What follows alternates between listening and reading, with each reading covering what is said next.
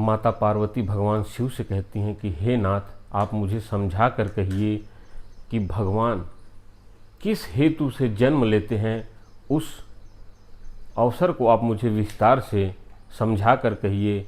तो भगवान शिव माता पार्वती के विनय सुन, उनकी विनय और राम कथा के प्रति प्रीति जानकर उनको विस्तार से श्री राम कथा सुनाते हैं। और पहले कहते कि मैं तुम्हें वह कथा सुनाता हूँ जिससे भगवान नर रूप में अवतरित होते हैं। कहते हैं, हे उमा, भगवान के नर रूप में अवतरण का एक ही कारण नहीं हो सकता। मन में ऐसा ही सोच लेना कि भगवान एक ही कार्य के लिए अवतरित होते हैं, तो ऐसा नहीं होता है। भगवान अनेक कारण के लिए अवतरित हो सकते हैं। एक कारण नहीं हो सकता कि वह नर शरीर धारण करें।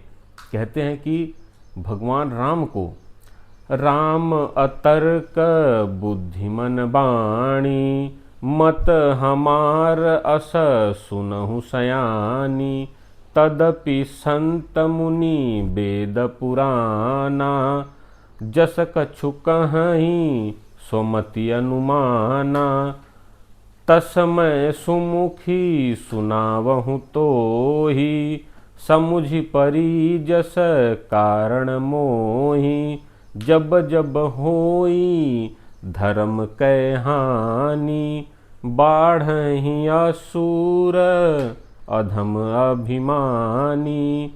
कहते हैं, करही अनीति जाई नहीं बरनी, सीदहि विप्र धेनु सुरधरनी। कहते हैं, तब तब प्रभु धरी विविध शरीरा, और हरहि कृपा निधि सज्जन पीरा, हरहि कृपा निधि सज्जन पीरा। कहते हैं, हे उमा, भगवान राम को बुद्धि, मन और वाणी से तर्कना ठीक नहीं है। कहते हैं कि श्री रामचंद्र जी संत मुनि और वेद पुराण अपनी अपनी बुद्धि के अनुसार जितना वो पता पाते हैं, उसके अनुसार वह श्री रघुनाथ जी के चरित्र का गुणगान कहते हैं। और बार बार माता पार्वती को समझा के कहते हैं कि हे सयानी, हे उमा, तुम ध्यान से सुनो। श्री रामचंद्र जी को बुद्धि, मन, क्रम और वाणी से तर्कना सही नहीं है।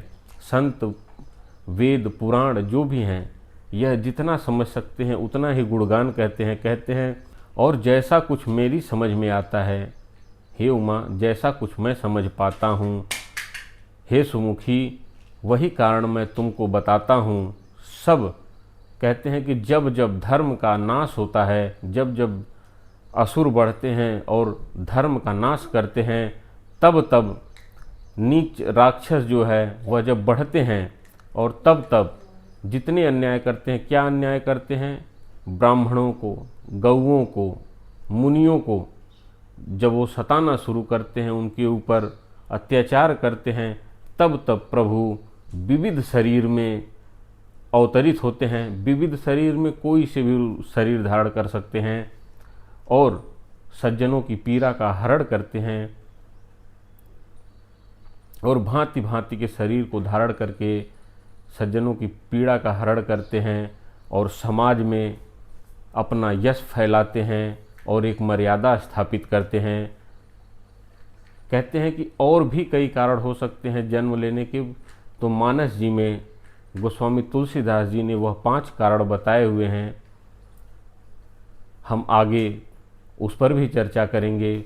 आज के लिए इतना ही। जय श्री राम। अगर वीडियो अच्छी लगी हो तो चैनल को लाइक, शेयर और सब्सक्राइब जरूर करें। जय श्री राम।